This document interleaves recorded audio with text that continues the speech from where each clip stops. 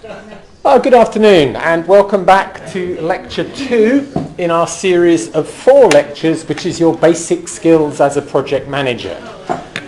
And today's lecture is going to be about the concepts of project management and will also come up on your in-class test. So when you learn to do this so-called forward and backward pass today, you'll be doing that on the first part of 2 of your in-class test questions. I remember the assessment, there's a coursework, which is your skills as a project manager. Can you run a project through its life cycle? And then there's the in-class test, which tests your understanding of project management theory. And 2 of the questions of the 4 questions on that paper are on this topic today. But on the second half of those questions, you do something else, which we'll learn in the second section of the module. So today's lecture is very important, and you need to learn this skill. You need to learn this skill of doing the forward and the backward pass to identify the critical path and also to work out the slacks. We've seen those in Microsoft Project, but now we want to know, how did Project work it out? How did it know they were red? How did it know what the slacks were? Well, it's not too tricky. And I'm going to try and teach you to do that on a bit of paper, as you'll be doing it in the in-class test today, with this simple example. Now, this actually makes a lousy project. It's very simple. It also makes a lousy lunch, but that is my lunch. And if you look at it, it consists of eating a sandwich, drinking the tea, doing the crossword, eating the apple, and reading the rest of the paper. And then I've worked out with those tasks how they link together. So, for instance, I won't eat the apple until I've done what? Yeah, I'm going to eat the sandwich, then I'm going to eat the apple. I'm a bit odd like that. And then I'm going to do the crossword and then read the rest of the paper. And that's my lunch. Yummy. And I've worked out also how long it takes me to do those different things. And if you add these together, that's 27, 29, 39, 45, 53. That's about a lunch hour, isn't it? But is it? No. Why isn't it? Some of them happen at the same time. Yeah. Actually, I eat the sandwich, drink the tea, and do the crossword all at the same time. And then I go on to the other things. So there is certainly about 60 minutes of work there, if you like, but a lot of it happens at the same time. And also, in this case, done by the same person, which isn't always possible, but it is here. So here we go. What we need to do is work out how long will it take me to eat my lunch. Less than an hour. And one way we can do it is to represent this as an activity on the arrow project. And to do that, I've written here, I've got a circle and a circle and a circle. And A is eat the sandwich and D is eat the apple. Let's just check that. A was eat the sandwich, which is 10 minutes, and D is eat the apple, which is 6 minutes. And you can see I put them both on there. So this adds up together to become 16. So that path will take 16 minutes. And in the middle, I've got drink the tea. So what's this one at the bottom? Crossword, rest of paper. And that takes 20 minutes. And there are 3 paths through that project: AD, B, and CE. So what's the length of the project?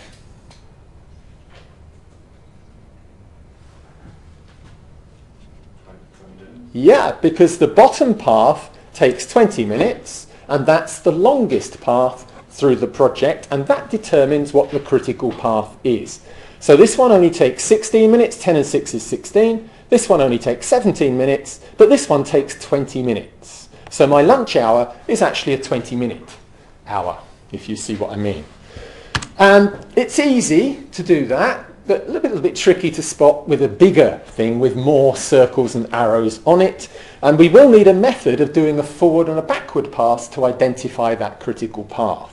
So imagine that instead of seeing just those 4 circles, you saw 400 circles all joined by lines. You wouldn't then want to look through it to work out which is the longest path. You'd need a method to do it. But that's only one of the ways in which we could represent this project. And it makes sense, doesn't it? It looks okay. It's a diagrammatic way of representing that project. But we can also represent it as activity on the node. Now let's try and sort out the difference. Activity on the arrow, put the activities on the arrows and join them with circles. Whereas activity on the node puts the activities in boxes and joins them with arrows. But it's the same idea. So here I eat the sandwich and then I eat the apple, and 10 and 6 is 16.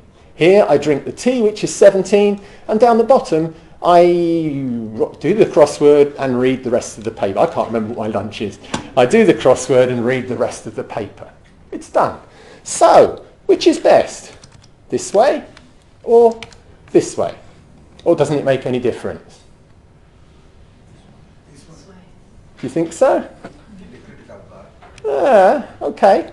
Well, in favour of activity on the arrow, which is this first way, in favour of that, most of the textbooks traditionally taught you to do it that way. I was taught to do it that way when I learnt project management at my university about, 40 years ago, roughly. And milestones, though we don't know what they are yet, have a clear role. In favour of the second one, all of the software does it that way. Every single piece of project management software does it the second way. And you can sew different links more easily with that second method, which is a definite advantage. But to focus your minds, what I'd like you to do now is to try and draw this little project in both different ways. So try and get a bit of paper out. If you haven't got any, I bought some spare paper. But I want you to try and draw it. First of all, I suggest you draw it like this. And then, when you've had a go at that, I suggest you try and draw it like this. So the two different methods. I'll stop the recording. I'll leave that showing and stop the recording for the moment, because this will take you a while. So we just had a go at that exercise, and our conclusion, I think unanimously, was it's easier to do it that way rather than doing it that way. I think that was unanimous, wasn't it? It might be more fun to do it that way, but it's certainly easier to do it that way. Right. And also, with that second method, we can show different types of links between the tasks. Now, the usual thing, if you think of this as where the task starts and this is where the task finishes, then this one finishes and this one starts. And that's the normal link. I put my t-shirt on, I put my shirt on straight afterwards. But there's other things that we can do. This one is called a start-to-start link. So these two start at the same time. So what do these two do? Yeah, and this is just the other one, which is a bit silly really, but the start of that one to the finish of that one. So we can do that with the activity on the node principles, but we couldn't do that at all with activity on the arrow.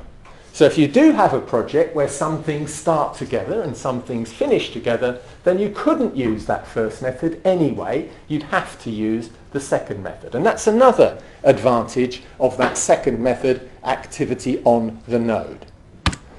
Now, there's a third view that you're familiar with because you've used Microsoft Project in the seminars.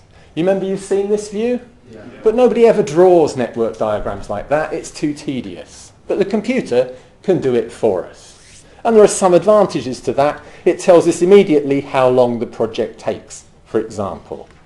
And it's scaled in a time sense which these diagrams aren't.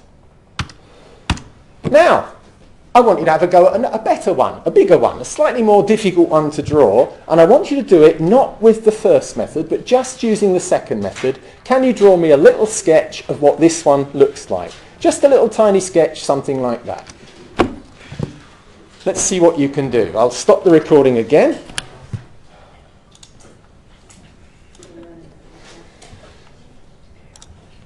Here we go then. So we have now done a little sketch of what this project looks like, and it's something like that. And this is just a little tiny sketch on the back of an envelope, if you like.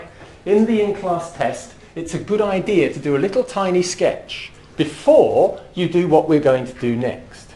And what we're going to do next is to draw this, but instead of just a box that says A, we're actually going to have a box with 6 boxes in it, if that makes any sense. And there are the 6 boxes. And what we've got is the activity name, ABC, the activity duration, which we'll get from the table, and then 4 things that we've got to work out. The earliest start time, the earliest finish time, and then the latest start time and the latest finish time. So we'll end up with all of those boxes having 6 boxes in them. And then what we do is called a forward pass. Now let's just work out where I've got some of these figures from. Why have I written A5, B3? Well, if you go back and have a look at the project, it said A takes 5 days and B takes 3 days. So I've put all of the times on there. Let's check the last one. I takes 4 days. So again, going down to the diagram, I takes 4 days. So that next, what we do is we say that these 3 have got nothing coming before them, so we put 0 as their start time. Now, they start now. And then 0 and 5 is 5. 0 and 3 is 3. 0 and 2 is 2. And then watch how it flows through. 0 and 5 is 5. Arrow up here. 5 and 1 is 6. 6 and 3 is 9. And is that 9 and 3 is 12? It is. But remember, we could have got there in 2 ways. Because you go 0 and 5 is 5. 5 and 3 is 8. And now I've got a choice here. Should I put 8 or should I put 9? And why? Because that's the earliest you could start. Yeah, this can't start till both of those have finished. So on a forward pass, when you're going that way on your diagram, if you've got a choice, pick the biggest. Now in a minute we're going to do something called the backward pass. And on a backward pass, if you've got a choice, you pick the lowest. So whichever way you're going, the arrow will point you in the direction you've got to go. So on a forward pass, pick the biggest. On a backward pass, in a minute, pick the smallest. But for now, we'll keep going. So coming here, why have I put 5 there? What were the choices? 5 or 3. 5 or 3, so I put 5. 5 and 12 is 17. And here, the choices were 5, 3 or 2. And again, I put the biggest, which is 5. And 5 and 4 is 9. And I've now completed what's called my forward pass. And I'm filling in the earliest start time and the earliest finish time. Now to work out the project duration, which is why we did this, what are the end points? Which tasks have got nothing coming after them? H, I, and G. I, G. G. Yeah, those 3 have got nothing coming after them. So how long does the project take?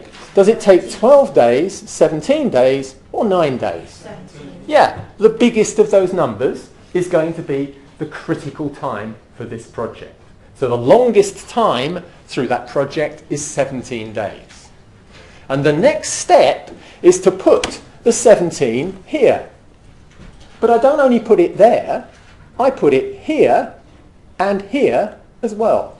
Because although this currently finishes at day 9, it must not finish beyond day 17 or it would delay the project. And the same here. Although this currently finishes at day 12, I put the 17 there because it must not delay the project either. It must be finished by day 17 or it will delay the project. Yes? Is 12, for instance, is the sum of which number? 5, 1, 3 Which one? and 3. So 5, 6, 9, 12. 5, 6. 5 is the duration of that one, 1 is the duration of that one, that's 6, and 3 is 9, and 3 is 12. You can do 9 and 3, which is already in Yeah, or 9 and 3, which is 12. Yeah, that's And why. which is 12. That's easier. Okay, so then we do what's called the backward pass. Now the way the backward pass works is like this. I put the 17 in there, and I go 17 minus 3 is 14. Agreed? And then 14 minus 3 is 11. And then 11 minus 1 is 10. And then I can't do this yet because I've got different ways of getting there. So let's have a look down here. If this is 17 minus 4, what's 17 minus 4? 13. And then 13 minus 2 is 11. That's easy. But what about this one? There are 2 ways back there. And let's think about that one. It's going to be 17 minus 4, which is 13, or 17 minus 12, which is 5. So should I put 5 or should I put 13? 5. And why? 5 is the lowest. Yes, but why? Because 5 is the lowest. Why can't I put 13 in there? No, because he has to start H has to Something has to start by day 5, and it's actually H, isn't it? If I put 13 in there, then I can't start this until 13, and 13 and 12 is 25. Ouch. delays as well. I've broken the project.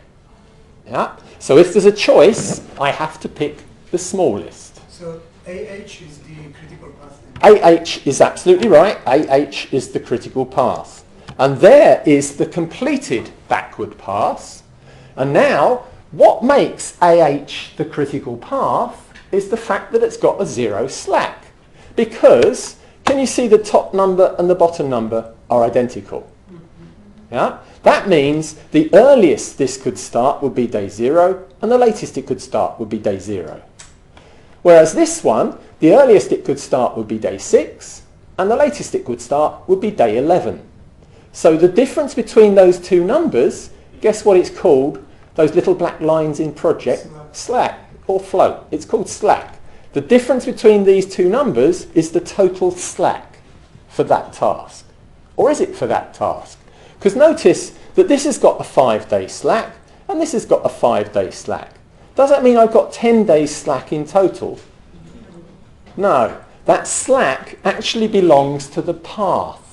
The path is A, D, F, G, so tasks on that path have to share out that slack. They can't all use it. You could use 2 days of it here and 3 days of it there, but you couldn't use 5 days there and then another 2 days there, because that would mean then the project is overrunning again. Got it? Does that make some sense? One thing we also want you to provide for us in the in-class test, and we always give you a mark for that, is a little key that tells us what's in your boxes, because different things can appear in the boxes. And if you did Yaz's module, how many of you did Yaz's module last year? You might have seen this before, but I think he transposes it slightly. That's fine. If you want to carry on doing it that way, no problem. Don't mind at all. More example. Okay, that makes no difference to me. This is actually following there was a British standard that was introduced some while ago, but then dropped again. And this follows more the British standard method. And they dropped it because they couldn't get international agreement on it. But as long as you tell us what's in your boxes with a little key, we're happy. So the first one is the Earliest start time, earliest finish time, latest start time, latest finish time, activity name, activity duration. T is duration, activity name is, I've just called it activity there. So All right. after we do the forward and backward, we can now see that, for example, process C can start a day late. It could start 11 days late. Yeah. So we've got a lot of spare time there. But remember what we said in the seminars, is it a good idea to tell the person doing this, I'd like you to do that and take 2 days. Don't worry, you've got 11 spare days. Absolutely not. Because as soon as you tell them there's 11 spare days, wave bye-bye to them, they've gone. And we'll see later in the module, we want that slack. That slack is very useful to us to maximise our utilisation of resources. All right. There's something in the notes as well that talks about, there's the definition of the total float, but it's really just the difference between the top and the bottom number. That's okay. And it's the freedom, the spare time that you've got. There's also some other examples. And then it says, try the exercises. Now the exercises, I'll show you some on the board, but we'll do more of those when we get into the seminars. And I'll show you where they came from. But what I'd like you to do now for the rest of the lecture time is have a go at question 3 from those notes. Now, we've still got some time left, and then we'll pick up the story in the seminars. You've got about 10 minutes to have a go at this one. And then I'll show you an answer. So a little sketch first, and then the big boxes, and then the forward pass and the backward pass. Let's see how far you can get with that. I'll stop the recording